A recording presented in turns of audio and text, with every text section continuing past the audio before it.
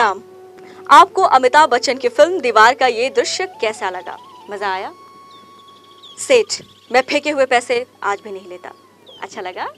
हम आपको ऐसी ही कई फिल्में दिखाएंगे और आपके मनोरंजन के साथ साथ कुछ सीखेंगे और कुछ सिखाएंगे। आप सब नई नई बातें सीखने के लिए तैयार तो है ना? अरे भाई, हमें तो आपकी आवाज सुनाई नहीं दी, थोड़ा जोर से बोलिए। कम से कम कमरे में मौजूद हमारे गाइड को तो आपकी आवाज सुनाई पड़े। बहुत बढ़िया, बहुत बढ़िया। तो चलिए आपको ले चलते हैं एक गांव में, जहां हम मिलेंगे एक महिला से और जानेंगे उसकी कहानी उसी की जुबानी। फिर थोड़ी बातचीत करेंगे और फिर एक और फिल्म। क्या बात है, आज तो आपके मजे हो गए। फिल्में देख रहे हैं और सीख भी रहे हैं, तो चलिए देखते हैं एक और फिल्म। किसी को मेरी और मेरे काम की कदर ही नहीं है। कोई मेरी इज्जत नहीं करता, किसी को भी मेरा इंतजार नहीं है। मेरे काम पर मेरे सीनियर को गर्व ही नहीं है। कितने लोग तो मेरा नाम ही नहीं जानते। किसी को कोई फर्क नहीं पड़ता कि मैं किस हाल में काम करती हूँ। सब सेंटर के किसी भी गांव में कोई भी गांव वाला मेरे काम को अच्छा नहीं बोलता। मैं इतना मेहनत करती हूँ। गांव की गर्भवती महिलाओं और बच्चों के स्वास्थ्य, टीकाकरण और पोषण आहार की चिंता को लेकर हर समय काम में लगी रहती हूँ। फिर भी उन्हें लगता है कि ये मेरी नौकरी है और मैं सरकारी काम कर रही हूँ। कोई नहीं समझता कि मुझे उनकी फिक्र है। हाँ, मुझे फिक्र है। कितना भी अच्छा काम करो, प्रसाद में डांट मिलती है। वे सोचते हैं मैं अपना काम जिम्मेदारी से नहीं करती, समय पर गांव में नहीं रहती। समय पर गांव में कैसे रहूं मैं? कोई कभी इस बात को नहीं सोचता। घर में समय पर नहीं पहुंच पाती हूँ तो बच्चे और पति नाराज हो जाते हैं। कोई मुझसे खुश नहीं है। इतना करने के बाद भी कोई सम्मान नहीं। ऐसा मेरे साथ ही क्यों हो रहा है? क्यों हो रहा है मेरे साथ ऐसा?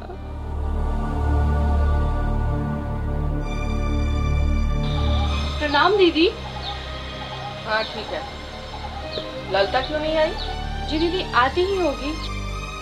आज गृह भ्रमण करना है, याद है ना? सब सेंटर मीटिंग में ही तय किया गया था। जी दीदी याद है। मैंने ड्यू लिस्ट तैयार कर ली है और आज मैं महिलाओं का चुनाव कर लूंगी। ठीक है, जाओ। आज महिलाओं से मिल लेती हूँ, लेकिन क्या फायदा होगा? वो सब तो वही करेगी जो उन्हें करना होगा। मैं कुछ भी समझाऊं, वो सब अपने मन का ही करेगी। अरे मेरी बात सुनता ही कौन है? पिंकी दीदी ना मैडम। पिंकी गृह भेद देने गई है। क्या बात है, बोलो। हमारे बचवा के उल्टी दस्त हो रहा है मैडम, तो चल के कहीं देख लिए। उसे बुखार भी है क्या? नहीं मैडम, उसका खाली पतला दस्त हो रहा है। सुबह से 2-4 बार दस्त हो गया और 3-4 बार उल्टी हो गई। सुबह से खाने में क्या दिया था? और उसकी उम्र कितनी है? जी वो करीब 3 बरस की होगी। नहीं, शायद 2 बरस की होगी। अरे कैसे बाप हो तुम? बच्चे का उम्र भी तुम्हें पता नहीं है? जी मालूम है ना, 2 बरस की जो हो। ये लो, ये ORS का पैकेट ले लो और पानी में घोलकर बार बार पिलाना। लो। अपने चलती दीदी तो अच्छा रहता है। ORS का घोल पिलाओ आज और कल सब सेंटर में ले आना, हम देख लेंगे। बच्चों के खान पान का ध्यान ही नहीं रखते हैं ये लोग, और फिर उल्टी दस्त तो होना ही है। हर बार मीटिंग में महिला लोगों को समझाते हैं कि ये सब ध्यान में रखिए, तब भी लापरवाही करते रहती है। और क्या होता है अंत में?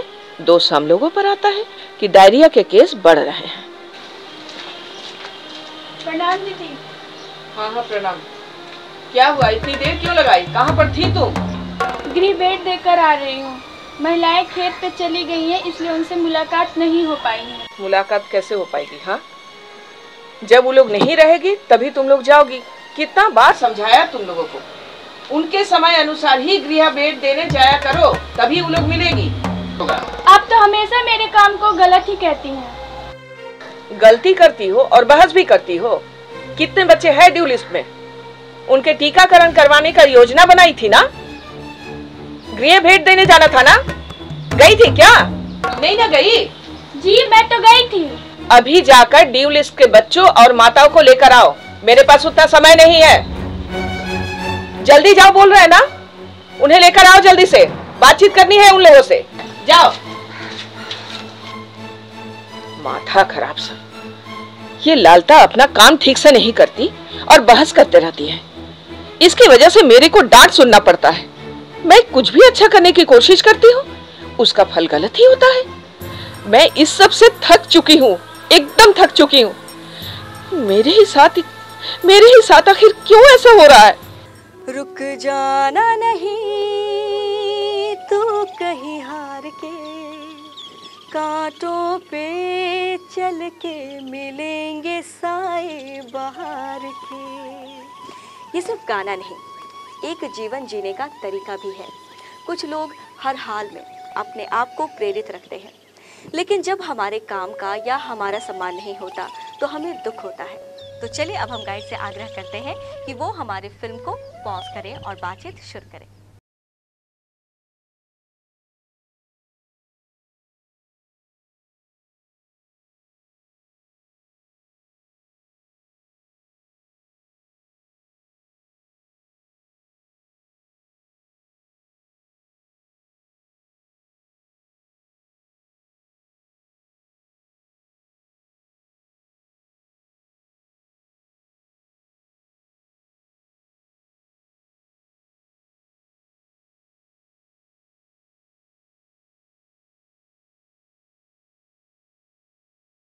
सार्थक बातचीत करने के लिए बहुत बहुत धन्यवाद। कि आत्मसम्मान क्या होता है। जब हमारे काम का या हमारा सम्मान नहीं होता तो हमें दुख होता है, हम अपने आप को असहाय महसूस करते हैं। कभी कभी हमें कुछ भी काम करने का मन नहीं होता, निराशा हमें चारों ओर से घेर लेती है, अच्छी बात भी हमें बुरी लगती है। ये एक ऐसी स्थिति है जहां हम एक गहरी निराशा में डूबकर हर एक बात को नकारात्मक तरीके से लेते हैं और हम सभी चीज़ों के लिए उदासीन हो जाते हैं। किसी से बात कर अच्छा नहीं लगता और कोई बात करे तो हम चिड़चिड़ा कर जवाब देते हैं। कभी कभी बिना किसी बात के हम अपने सहकर्मी पर गुस्सा होते हैं। इस तरह हमारी निराशा, उदासीनता का असर हमारे काम पर भी पड़ता है। चलिए हम आगे देखते हैं अगली फिल्म में हमारे साथी के साथ क्या हो रहा है। पिछले सब सेंटर की मीटिंग में तय हुआ था कि आंगनबाड़ी में जाकर गृह भ्रमण के कार्य का निरीक्षण करना है। आज आंगनबाड़ी और आशा दोनों से मिलकर गृह भ्रमण का कार्य देखती हूँ। प्रणाम दीदी, कैसी हैं आप? बहुत दिनों बाद मुलाकात हुई है। प्रणाम मुखिया जी। जी बिल्कुल अच्छी हूँ। क्या करें, सभी गांव के सभी सेंटर का काम तो देखना पड़ता है ना। आप आती हैं तो अच्छा लगता है। अरे मुखिया जी, मुझे भी आप लोग के साथ काम करके बहुत ही अच्छा लगता है। अच्छा दीदी, प्रणाम।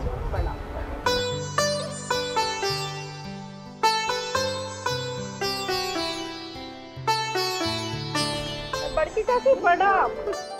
प्रणाम। अरे काहे आप नाराज हैं हमसे? हमसे कोई गलती हुई है क्या?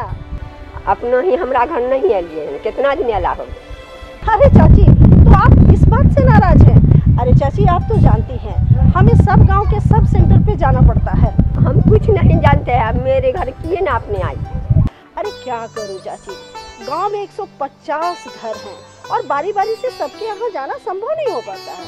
अच्छा चाची, ऐसा करो ना, आप ही आ जाए करो ना सब सेंटर। क्यों? तुम्हारे बात सही है बेटी, हम ही आ जाएंगे सेंटर। ठीक है चाची।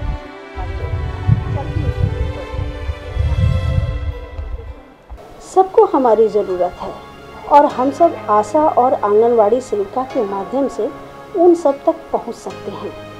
लेकिन मुझे अच्छा लगा बड़की चाची का गुस्सा देखकर। भोली हैं, समझती नहीं। 8-10 हज़ार की जनसंख्या को हमें सेवाएं देना होता है। 600 से 700 बच्चों, 200 से 250 गर्भवती महिलाओं के स्वास्थ्य और पोषण आहार पर लगातार निगरानी, परामर्श, सेवाएं देना पड़ता है। ये सब काम मुझे बहुत अच्छा लगता है।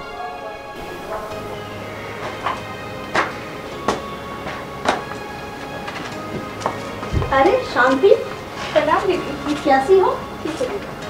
अभी तक पूनम नहीं आई? दीदी आई थी, अभी कुछ दिन पहले पंचायत के पार वाले टोले में गई है कुछ परिवारों और माताओं से गृह भेंट करने। अच्छा, ये तो बड़ी अच्छी बात है कि मेरे आने से पहले ही उसने गृह भ्रमण शुरू कर दिया। अब ये बताओ, तुम क्या कर रही हो? दीदी, मैं नाले के पास वाले टोलों में कुछ गर्भवती महिलाओं से मिलने जाने के बारे में सोच रही हूँ। अच्छा अच्छा, तो ऐसा करो कि उन महिलाओं को यहाँ लेके आ जाओ, मैं भी उनसे मिल लूँगी। ठीक है? ठीक है दीदी। ठीक है, चलो जाओ। चलो, अच्छा है कि दोनों अच्छे से अपना काम कर रही हैं। यदि सब अपनी जिम्मेदारी अच्छे से निभाएंगे तो हमारे सब सेंटर में किसी भी माँ बच्चे की मृत्यु नहीं होगी। दीदी, आप आ गई? तुम अभी आ रही हो? कैसी हो बोलो? मैं बहुत अच्छी हूँ दीदी। मैं अभी गृह भ्रमण करके आ रही हूँ। पंचायत पार वाले टोले में कुछ महिलाएं हैं जिनसे मैं मिलना चाहती थी, लेकिन वो पटना चली गई, इसीलिए भेंट नहीं हो पाई। तुम ऐसा करो कि ड्यू लिस्ट में से चक्की वाले टोले के महिलाओं को लेके आ जाओ, मैं उनसे मिल भी लूँगी और उन्हें समझा भी दूँगी। जी दीदी, अभी मैं उन्हें बुला कर लेकर आती हूँ। आज कम से कम 8-10 महिलाओं से मिलकर उन्हें पंजीकरण के बारे में, टीकाकरण, पोषण आहार की जानकारी देकर उन्हें इन सेवाओं को लेने के लिए प्रेरित करूंगी। मैडम, पूनम दीदी नहीं है? अरे पूनम तो अभी नहीं है, वो तो गृह भेंट करने गई है। बताओ क्या बात है? आप चलिए ना, हमारा बच्चा के उल्टी दस्त हो रहा है, अभी देख लीजिए क्या है। अरे घबराओ मत भैया, ये बताओ कि उसकी उम्र क्या है? 1 साल। बच्चे को सुबह में कुछ खिलाया भी था या सिर्फ माँ का दूध पिलाया था? जी पता तो नहीं था, शायद कुछ खिलाया था। उसे बुखार भी है क्या? जी बुखार नहीं। कै दस्त कितनी बार हुआ? उनका 4-5 बार दस्त हो गया और 3-4 बार उल्टी हो गई। उनका माँ तो बहुत घबराएगी। तुम घबराओ, ठीक है? ये ORS का घोल का पैकेट लो, इसे पानी में डाल के घोलना और थोड़ी थोड़ी देर तक इसे पिलाना। ठीक है। और हाँ, यदि कल सुबह तक बच्चे को कै दस्त बंद ना हो तो PSC में जाकर डॉक्टर साहब से जाकर मिलना। धन्यवाद दीदी, आपकी मदद से मेरे बच्चे का तबीयत सुधर जाएगी। अरे नहीं भैया, ये तो मेरा काम है, बच्चों को और माताओं को स्वस्थ रखना। आप तो बहुत अच्छी से समझाती हैं, शायद आपको इस काम में मन लगता है। क्यों नहीं, मेरा काम ही ऐसा है। आखिर कितने लोग हैं जो ऐसा काम करते हैं? मुझे तो भाई अपने काम पे गर्व है। गर्व है? क्यों? क्यों? आपको अपने परिवार, बच्चे को देखभाल करने में गर्व नहीं है क्या? गर्व क्यों नहीं होगा और किसे नहीं होगा? फिर तो मैं अपने परिवार और बच्चों के साथ साथ दूसरे के परिवार और बच्चों की और माताओं की देखभाल करती हूँ, तो भला मुझे गर्व क्यों नहीं होगा? वाह दीदी, आपका ख्याल तो बहुत अच्छा है। वही तो, पहले अपने नजरियों को बदलना होगा, तभी दूसरे के नजरियों पर फर्क पड़ेगा। किसी से सम्मान पाने के लिए खुद को सम्मानित करना पड़ता है, यही एक रास्ता है। और क्या? ठीक है दीदी, अभी हम चलते हैं, फिर मिलेंगे।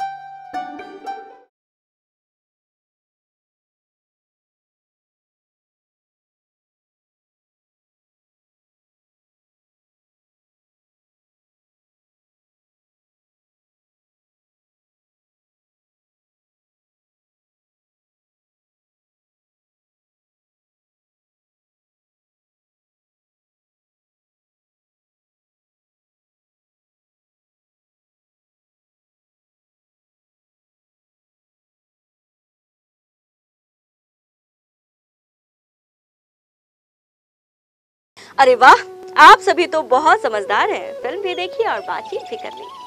अब मैं आपको एक बात फिर से दोहराना चाहती हूँ कि आत्मसम्मान क्या होता है।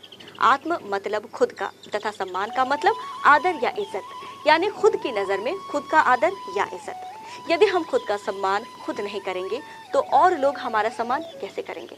इसीलिए हमें अपना और अपने काम का सम्मान खुद करना जरूरी है। यही आत्मसम्मान को पाने की पहली सीढ़ी है।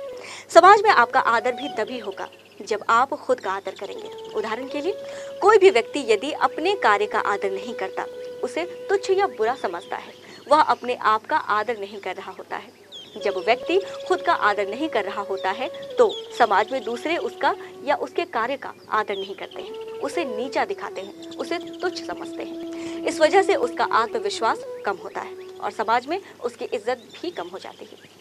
जो व्यक्ति आत्मसम्मान से भरपूर होता है उसका आत्मविश्वास भी भरपूर होता है। उसके कार्य आत्मसम्मान से भरे होते हैं, जिसके कारण समाज में उसके कार्यों को सम्मान मिलता है तथा उसे सराहा भी जाता है।